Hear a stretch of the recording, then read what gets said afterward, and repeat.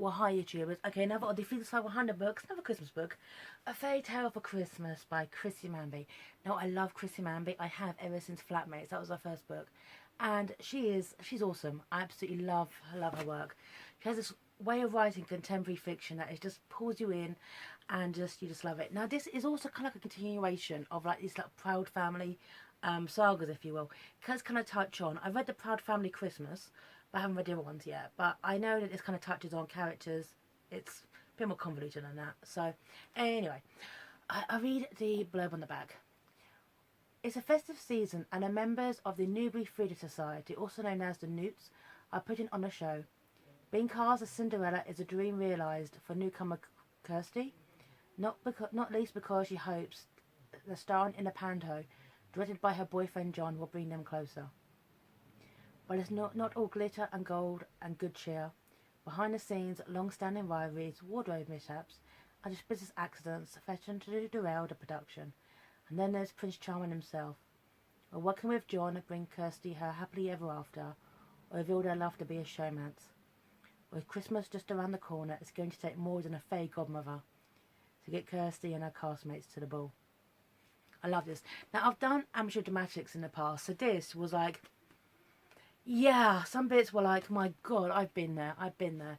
The normal people who suddenly become egos because they got a lead. The ones because they got a few extra parts in this and that. There's suddenly it, you know. People were like, well, I've done this bit, but as I'm coming back, yeah, she captures the world of amateur dramatics so perfectly. Now, Kirsty I absolutely love as a character. She's very frustrating. I mean, being a reader, you see the situation before she does, and there's an element of kind of like a pantomime. He's behind you, he's the villain, he's this, he's that, which we, the reader, are in on, but Kirsty is not.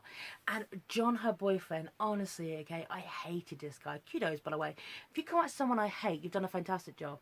He's arrogant, egotistical, he's just slimy, and you're like, in contrast to Ben, sweet widower Ben, with his gorgeous daughter Thea, who's coming out. The best thing about amateur dramatics is you become more confident.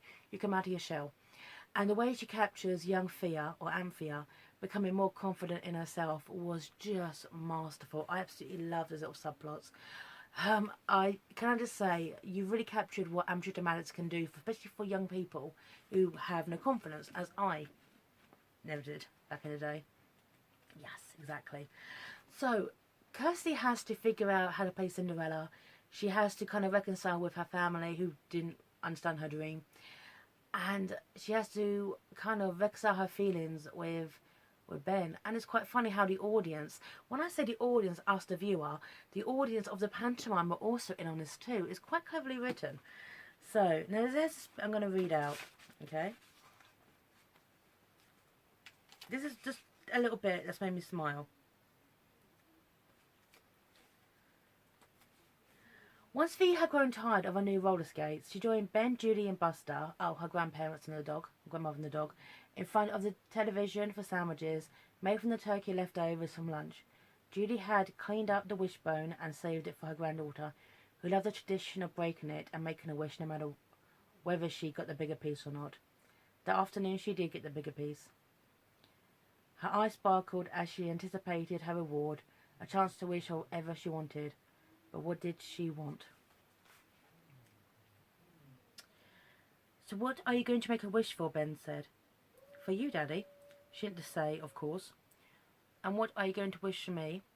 Will it still come true if I say it out loud? Thea asked her grandmother, who was the font of all wisdom when it came to superstition and magic. It will, said Judy, who naturally didn't really believe in any of it. Then I wish for Daddy to be happy again, and to find a new girlfriend. The lump that had been forming in Ben's throat was gone in an instant. Are you and Grandma in this together? It's masterful. It is masterful. The human interactions of this, or against the organised chaos of amateur dramatics, is fantastic. I want to meet Kirsty again as well. I mean, I found this a little bit frustrating because she gave up a dream working on cruise ships to be with John, a slimy, nasty John, the pantomime villain. Boo. Okay. To be with him amateur dramatics, but essentially his mentality is you've got to sacrifice your dreams for my dreams because I'm more important than you. Yeah. So it kind of feels like a pantomime played out. Now, I would love to see this on stage or in a film or a TV show, because I think this will make a marvellous Christmas special. But I really, really enjoy this book. Kirsty is well formed, well realised. She's a lovely, lovely character. Ben is just marvellous. John is horrible. And Thea is just a darling. I want to meet Thea again, like further along the lines, like a couple of years, like, you know, West End star Thea, and obviously her